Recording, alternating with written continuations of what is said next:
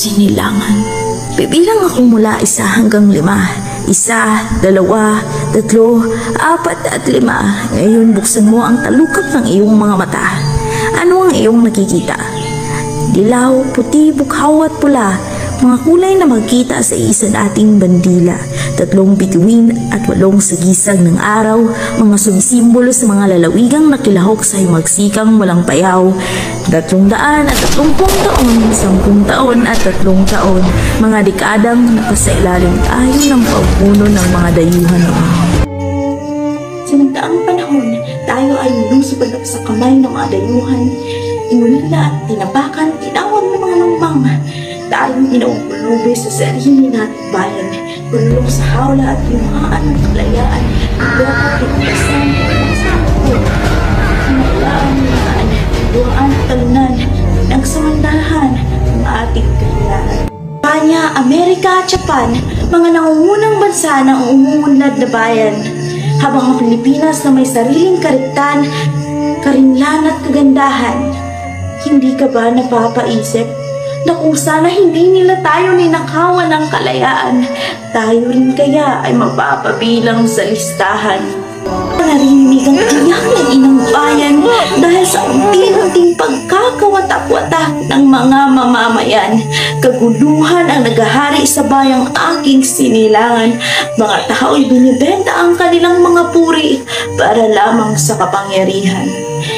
Tila ang bayan kong sinilangan, iniirog at inaalagaan ay kinalimutan na. Ito'y napakasakit na katotohanan ng ang mga Pilipino ngayon ay unti-unti nang nag-iba. Nadaagad sa kanluran, ikaw ba ang pag-asa ng bayan? Kayamanan mo'y mag-aahon ba mula sa amin sa kahirapan? Subalit bakit ganoon? Bakit ganoon? Parang ikay kinukuha mula sa aking bisig at kanlungan. Akin ang inang bayan at ang kanyang kariktan. Upang silangan, tahanan ng aking lahi, peres ng silanganan, sa manulupig ikay hindi magagapi. May tanong ako, kaibigan, hanggang saan ang kaya mong gawin para sa inang bayan? Kaya mo bang tapatan ang mga kabayanihang nagawa ng mga bayani ng nakaraan? Hindi man ako kasing galing ni Jose Rizal sa pagsulat ng nobela o kasing tapang ni Andres Bonifacio at ng Katipunan, ngunit nais kong mabuksan ang inyong puso't isipan sa tulang naking nais ilathala sa inyong harapan. Ako'y isang Pilipino sa puso't diwa. Ang aking sagisag ay itatayo at hindi ikakahiya. Kapalit man ng aking buhay, ito'y itataya. Ngunit tila'y ako'y nagtataka kung saan pa ang iba'y nagsasabi ng hustisya, hustisya, ngunit sila mismo ay hindi gumagawa ng tama. Ang daming mga bagay na hindi naman dapat gawing biro at ang respeto mula sa mga tao'y bigla-biglang naglaho. Sana tama ang naging desisyon ni Jose Rizal nang sabihin niyang ang kabataan ang pag-asa ng bayan. Sana ang susunod na henerasyon ay pangalagaan ang kalayaan na ating nakamtan. Dahil ang kasalukuyan ay hinubog ng nakaraan at ang nakaraan ay may regalo sa kasalukuyan na iyong kinabibilangan. Ito ang kalayaan at karunungan. Ako'y isang guro. Ako'y isang magsasaka.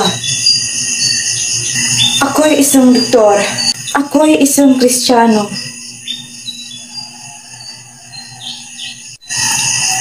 At ako'y isang Muslim.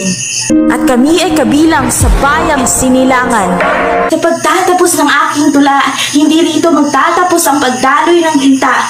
Mga bagong pahina na mailalathala, magaganap at makikita.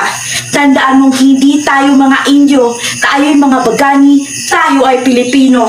Pilipino ako at itataas ko ang bandila ng ating bansa. Akin ang bayang sinilangan, akin ang perlas ng silanganan. Viva Pilipinas! Viva!